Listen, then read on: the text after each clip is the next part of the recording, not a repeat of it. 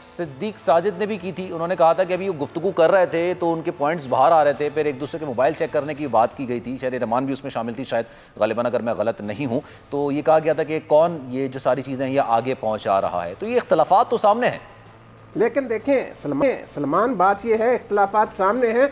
अब खुलकर उन्होंने कहा बदयांती की है आसफ जरदारी ने, पीपल्स पार्टी ने, ये राना सनाउल्लाह साहब इल्ज़ाम लगा रहे हैं। इससे जो देखें इनके अंदर है एक दूसरे के बारे में मोहब्बत, उसका इजहार होता है। ये कतई तौर पर मुस्लिम लीग नून और पीपल्स पार्टी एक दूसरे को माफ़ करने के लिए तैयार नहीं है। जहाँ जिसको मौका मिलेगा वो छुरा घोंपेगा। आसफ जरदारी के साथ नून, आसफ जरदारी जो जेल की बात करते हैं कि वो 14 साल जेल में रहे, उसमें नवाज शरीफ का कितना दौर है जिसमें वो जेल में रहे हैं। नवाज शरीफ के दौर में उनके साथ क्या कुछ होता रहा जेल में, वो भी कोई ढकी छुपी बात नहीं है। तो इसलिए ये सोचना कि ये PDM जो है ये कोई तहरीक, आज मौलाना फजल रहमान साहब ने क्या फरमाया है, वो भी एक और शो में मौलाना साहब भी गुफ्तगू फरमा रहे थे। उन्होंने कहा कि ना भी आए ये अपना, अगर एक आध पार्टी नहीं भी आती तो हम, एक आध पार्टी कौन सी है, पीपल्स पार्टी है, बाकी पार्टियां तो उनके साथ हैं। ये जो है ये कतई तौर पर कोई फैसला नहीं कर पाएंगे, ये इसी तरीके से चलते रहेंगे जब तक कि इन्हें कोई रिलीफ नहीं। आज एतजाज़ अहसन साहब ने कहा है कि इमरान खान नवाज शरीफ से बेहतर वज़ीर आज़म है। ऊपर से लड़ाई इनकी अपोजिशन लीडर पे चल रही है सेनेट में। राजा ज़फ़रुल हक साहब कह रहे हैं कि ये यूसुफ रज़ा गिलानी को बज़ेद है पीपल्स पार्टी अपोजिशन लीडर बनाने पे, और हम चाहते हैं कि जो तय हुआ था उसके मुताबिक नून लीग का अपोजिशन लीडर बनाया जाए। तो ना इनसे कोई तहरीक चलनी है ना कुछ होना है आगे, इन्होंने इसी तरीके से। और ये देखें एजेंडा क्या है आज आके, कि कुछ लोगों के जहनों के अंदर जो खबासत है वो अपनी जहनी खबासत का इजहार पाकिस्तान की ISI और फ़ौज के ख़िलाफ़ बकवास करके करते हैं। इनका एजेंडा क्या है, किस तरफ ले जाना चाहते हैं ये मुल्क को। मैं कहता हूं कि जो कोई भी पाकिस्तान की फ़ौज के ख़िलाफ़ हर्जा सराई करता है वो भारतीय अज़ाइम को तक़वियत देता है, वो पाकिस्तान की सरहदों के मुहाफ़िज़ हैं, वो कुर्बानियाँ दे रहे हैं। उनके खिलाफ हर्जा सराई करने वाले किस तरह मुल्क को कौम के दोस्त हो सकते हैं। दुरुस्त। PDM का जो मामला है, अब अपोजिशन कायदे हिज़्ब इख्तिलाफ के हवाले से भी बात सामने आ रही है, इंशाल्लाह ब्रेक के बाद बात करेंगे। फ़ारूक रहमान साहब भी हमारे साथ मौजूद हैं। फ़ारूक साहब ये बताइएगा, जो कमेटियाँ इस वक्त तश्कील दी गई हैं, 2 कमेटियाँ, आपको लगता है कि ये कारगर साबित होंगी? जी फ़खर रहमान साहब। जी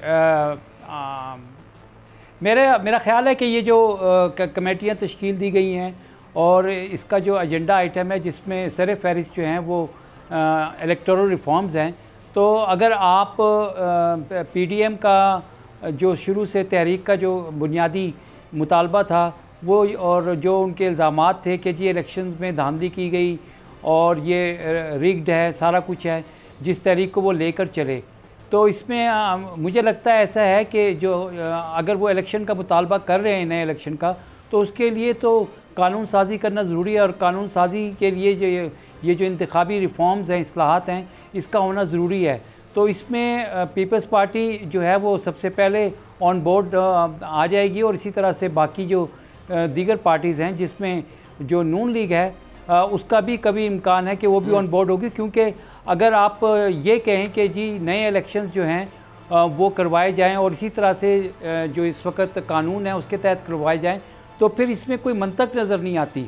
तो इस लिहाजा केयर टेकर सेटअप तो जो है वो इस तरह का कोई तरमीमी आइन में तरमीम नहीं कर सकता।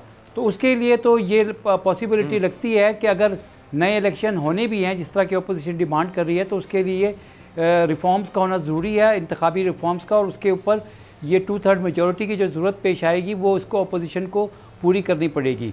तो इस पर तो इत्तेफाक लगता है। जहाँ तक सर रिफॉर्म्स के लिए अपोजिशन को साथ लेके चलना पड़ेगा, 2/3 मेजॉरिटी जैसे कि आप खुद जिक्र कर चुके हैं, वो जाहिर सी बात है इमरान खान साहब के पास इस वक्त नहीं है, तो उनको अपोजिशन को साथ मिलाना पड़ेगा। आपको लगता है एक टेबल पर बैठने को तैयार है इस वक्त है हुकूमत और अपोजिशन, जो सूरत हाल इस वक्त चल रही है? चले मैं अपोजिशन की बात नहीं करता, PDM के अंदर अपने इख्तलाफात इतने हैं, एक पार्टी चाहती है कि अगर वो बैठ जाए तो क्या दूसरी पार्टी बैठेगी उनके साथ?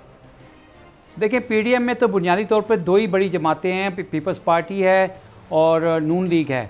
तो पीपल्स पार्टी ऑन बोर्ड आती है तो बाकी छोटी जमातें जो भी हैं, जैसे मैंने आपको ये बताया कि अगर आपको नए इलेक्शन चाहिए तो उसके लिए इलेक्टोरल रिफॉर्म्स का होना ज़रूरी है। अदरवाइज़ तो फिर ये पुराने निज़ाम के तहत ही अगर इलेक्शंस हों, अभी जैसे हुकूमत की तरफ से मुतालबा आया है कि चीफ़ इलेक्शन कमिश्नर और बाकी जो दीगर मेंबर्स हैं वो मुस्ताफ़ी हो जाएँ, तो अब अगर इसके लिए भी कोई इलेक्टोरल रिफॉर्म्स करनी है, हुकूमत ने कोई नई कानून साजी करनी है, तो तमाम जो स्टेक होल्डर्स हैं और वो यकीनन सियासी जमातें हैं, तो उनका एक पेज पर होना ज़रूरी है और इसके ऊपर बातचीत का आगाज़ होना ज़रूरी है। कौन सी तरमीम हो सकती हैं और कौन सी नहीं हो सकती, ये तो बैठने के बाद ही, बातचीत करने के बाद ही पता चल सकेगा कि कौन क्या चाहता है और वो आइन और कानून के मुताबिक पॉसिबल है या नहीं है।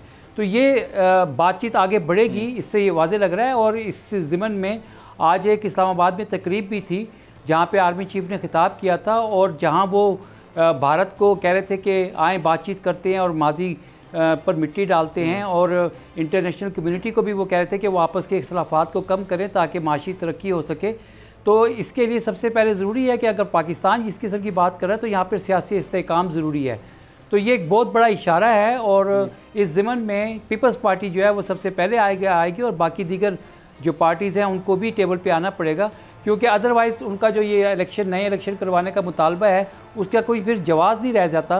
क्योंकि अगर एक तरफ वो कहते हैं शफाफ इलेक्शंस हों और इसी तरह से वो चाहते हैं कि दीगर जो कवानीन हैं उनमें भी तरमीम लाई जाए, तो फिर उनको टेबल पे बैठना पड़ेगा। अदरवाइज़ आज हुकूमत ख़त्म हो जाती है, नए इलेक्शन ने तो जो नहीं, माफ़ कीजिएगा, जो केयर टेकर सेटअप होगा वो तो उसकी ज़िम्मेदारी होगी, वो आइन में तो कोई तरमीम कर नहीं सकता। तो इसलिए ये जो काम सिर्फ इलेक्शंस करवाना होता है ना, तरमीम करना तो नहीं हो सकता। अच्छा, समी साहब की तरफ मैं जाना चाहूँगा। समी साहब ये बताइएगा, ये पहली बार हो रहा है इस्लाहात के हवाले से कि इंतखाबी इस्लाहात किए जाएं? हर इलेक्शन के बाद, मुझे याद पड़ता है, हर इलेक्शन के बाद ये बात होती है कि किसी जगह पे धांधली हुई, जहाँ पे जो हारता हो कहते हैं यहाँ पर धांधली हुई, उस वही पार्टी जिस जगह से जीतती हो कहती है नहीं यहाँ पर तो शफाफियत हुई है, लेकिन वहाँ पर जो पार्टी हारती हो कहती है धांधली हुई है। तो इस्लाहात की बात हर दफ़ा की जाती है, लेकिन क्या इनकी नीयत साफ होती है इस्लाहात करने की? अब क्या मुमकिन हो सकेगा? नहीं, देखिए, कुछ अनॉमलीज हैं, उनको आप दूर कर सकते हैं और उसके लिए बातचीत हो सकती है। बाकी ये तो एक टेंडेंसी है कि हारने वाला नहीं मानता इसको। लेकिन अभी जैसे सेनेट के इंतखाबात थे, अब अगर ओपन हैंड से हो, बिल्कुल ओपनली पोलिंग हो, तो शायद ये जिस तरीके से पैसा चला है वो इस तरीके से पैसा नहीं चल सकता था। अब ये एक अनॉमली है, इसको दूर किया जा सकता है। और देखिए, असल जो बात है, पाकिस्तान में जो इलेक्शन का निज़ाम है, वो जो ये सियासी जमातें बात कर रही हैं, ये तो उस पहलू की तरफ नहीं बात कर रही, लेकिन हम इस पर बात कर रहे हैं कि सबसे बड़ी जो चीज़ है वो पैसे का इस्तेमाल है। अब एक कौमी असम्बली का हल्का है, सूबाई असम्बली का हल्का है, उसमें करोड़ों रुपए खर्च किए जा रहे हैं, तो वो इलेक्शन लॉज तो इस बात की इजाज़त नहीं देते। तो किस तरीके से उसको आप बेहतर बना सकते हैं, सजा कैसे, जजा का निज़ाम कैसे उसके लिए बना सकते हैं, ये वो चीज़ें हैं। इसमें कानून तो मौजूद हैं, लेकिन उसके लिए जो इन्फोर्समेंट है कानून की, वो नहीं हो पा रही। सब्सक्राइब करें और बेल दबाएं ताकि कोई खबर रह न जाए।